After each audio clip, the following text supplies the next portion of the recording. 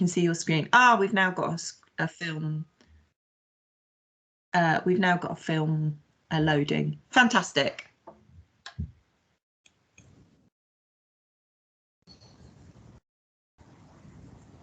We have a film loading and we have a picture of Lola, but at the moment it's freezing and we don't have any sound. We do have other colleagues on the call that have got the film available if for any reason you have technical difficulties, Remy.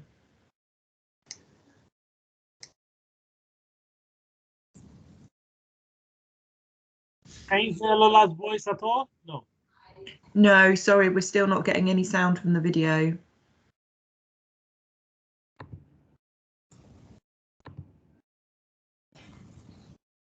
So it's moving in quite a slow way, but still no sound, unfortunately. I don't know if other colleagues on the call have any tips on in this sort of scenario where they know there's a special button that needs to be pressed or something. Yeah, we'll try to Chris, not putting you on the spot. Okay. Okay. Yeah. Oh, somebody's posted in the chat box there should be an option to share audio. Ah, is Chris going to try now? Where I did face racism. Patients actually told me they didn't want me to touch me, and I saw colleagues go and treat those patients. Okay, brilliant. We now have sound. You know, obviously ignored either for my accent or my. Can we go back to the beginning? We can. Wonderful. Thank you so much. I'm the Executive Managing Director of Brighton and Hove. Okay, tell me when you're ready. Fantastic. It looks like it's working now. So if you could press play, that's great. Okay, good.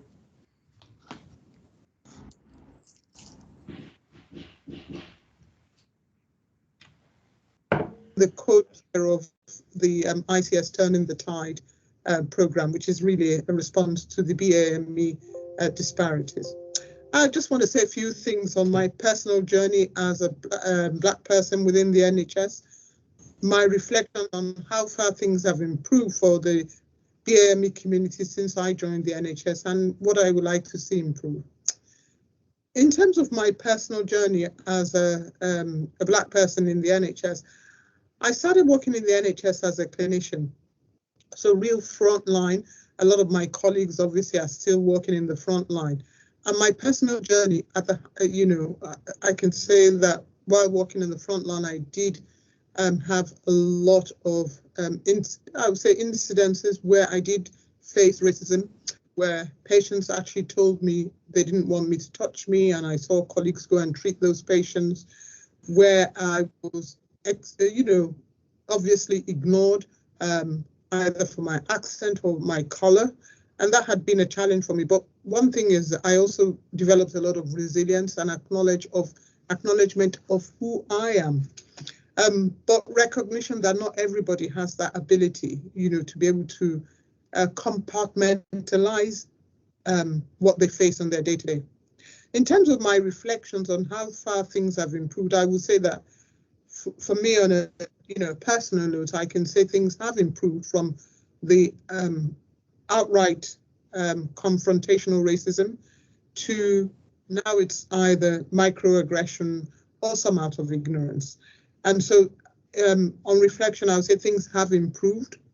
There is a lot more understanding that the value that the BAME community bring into the NHS is significant, not just the NHS, but I would say the wider health and care system, and that without them, we know what the challenges we will face in terms of service delivery, both in the health and care system. And in recognition of the wider societal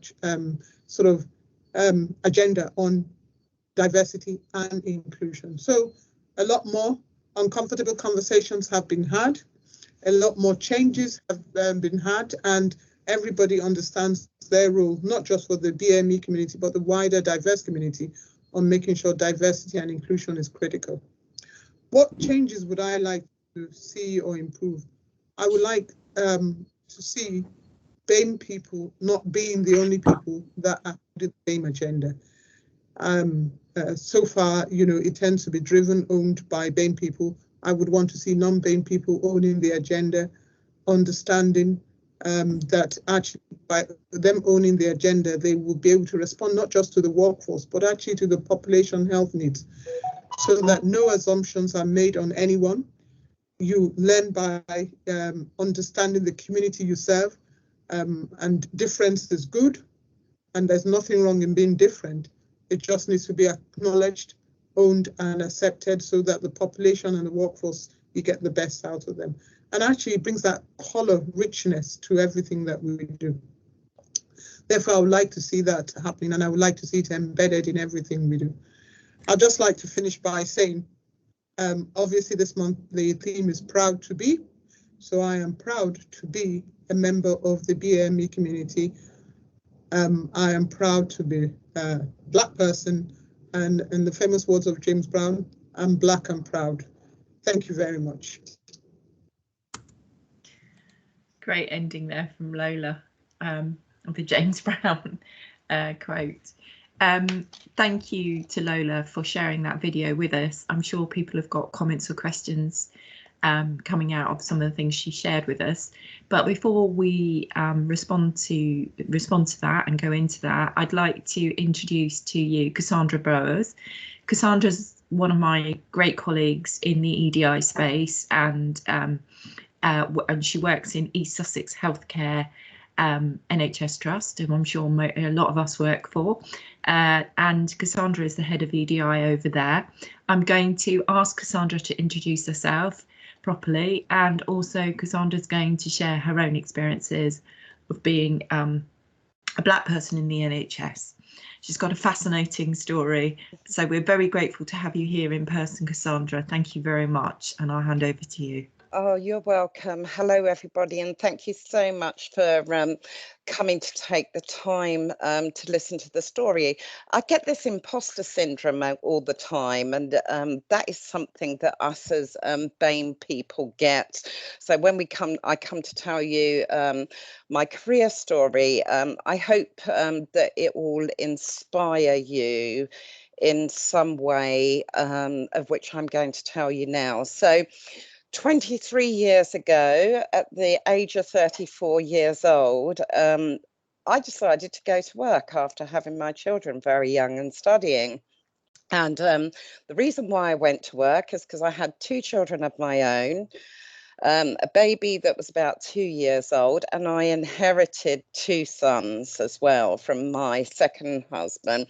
So I had 5 kids, and what the NHS is absolutely brilliant about is that they allow us mums that want to go to work to just be Cassandra and not Mrs. So I started off my career at Hazel Cottage. I think some of you might know it. And I was working for health visitors, and those weren't the days where we had laptops like we do now. We were all doing things like paper, which was quite hilarious, really, when we think back on it, but it's only 23 years ago. And I was an admin assistant on a band 2, you know, to the health visitors. And my daughter was in the nursery next year, and oh, it was absolutely amazing. I could go to work and I was known as Cassie or Cassandra, you know, so 15 hours a week. You know, I could do this work, and they got me weighing the babies and giving out the milk, you know, to all the families that couldn't afford it. And I felt that I ran that department at a band 2. And actually, on hindsight, I probably did, you know, because IT came in and everyone went, oh my word, we are not carrying laptops. We're not doing anything about this. We refuse to have laptops. And actually, a friend of mine, who is my friend in Zambia, because I wasn't born in this country, that's a doctor down in Bristol, said the NHS will give you as much training as you like to actually develop your career. So off I went, and I became an IT super user, and I trained all those health visitors of how to go out. So it came to the times where my sons needed to go to university and study, and I needed to work a little bit more. And I felt very stuck I didn't actually see any black leaders. Actually, to be honest with you, I didn't see any leaders at all in the NHS. At Band 2, leaders aren't that visible. So what actually happened as a result of that, I left the NHS. My passion outside of work is international development. I'm from Zambia. I came to England when I was 10. The global poverty and the injustice that I sort of had growing up at school really resonated with me. I was actually told at school when I was 12 years old that you will do nothing with your life than be a cleaner or fill shelves in the supermarket, because that's what black people do. So I am the type, and I believe that. I spent my whole life believing that. So to tell you a little bit of what happened, so I got a job with victim support, and it was my first EDI project. And my boss said to me at the time, we've had the Stephen Lawrence inquiry and we've got to do these monitoring forms now for everybody. You're black, you'll understand this. You lead the project. So, of course, I knew about LGBT. I lived in Brighton, but there was parts of it I didn't know, and I was faced with the most horrendous time I could not tell you. I left there, needed to put the boys through uni and everything. So I went to work. I landed myself a job at IDS, Institute of Development Studies. And I got the job basically because I'd done some work in Zambia, some charity work in Zambia. But I got this job and it was absolutely amazing. It was my ideal job. It took me abroad and everything, which wasn't so good for a family. Very short story. The police grabbed me because I'd worked for victim support to do a project. I had to give up IDS because my family came first. And I ended up back in the NHS 13 years ago. So what I would actually say, that was then at a band 5, and I was a governance assistant, and I used to do all the CQC stuff, and I had to work full time because life was sort of different then. But some of the experiences that I have had in the 13 years, I'd like to give you some examples of this. One of them has been where I got nominated for a star award for the trust. And I was so delighted to get nominated for this star award, only for somebody quite senior to turn around to me and said, you only got nominated for this award from another black person. And I felt absolutely demoralized. I used to sit, and sometimes, I'm not going to mention some trusts in the thing here. I have sat at meetings and people have, I've sat down to take minutes in my career, and people have stood up and gone and sat across the other side of the room. Those are the kind of things, it's wrong to actually say you're discriminatory now or you're a racist, but the subtle behaviours really shine through. I got very, very stuck in that role, and I have to actually say something to you because it's not all bad, it's fantastic. I remember, and I am going to name her, she was a woman called Sally Howard. And she decided to give some coaching to BAME staff, and a few of us were put forward for that. And she absolutely lifted me with my career. She said to me, Cassandra, you do all this work in Zambia. You're, you're an executive for the Brighton Lusaka Health Link in your own time. You bring your skills there. You're also an executive panel member for the Racial Harassment Forum. What are you doing in this job? So some of this was really hard advice to me. So what I would then say is that I very, very much moved on to Sussex Partnership. My allies there really lifted me. and I've ended up basically at East Sussex here in this leadership role. Now, what I would actually say to you, I would never have got to my position if it wasn't for a majority of my white allies pushing me forward, you know. And I would say to any BAME staff out there, look for those white allies that will lift you there.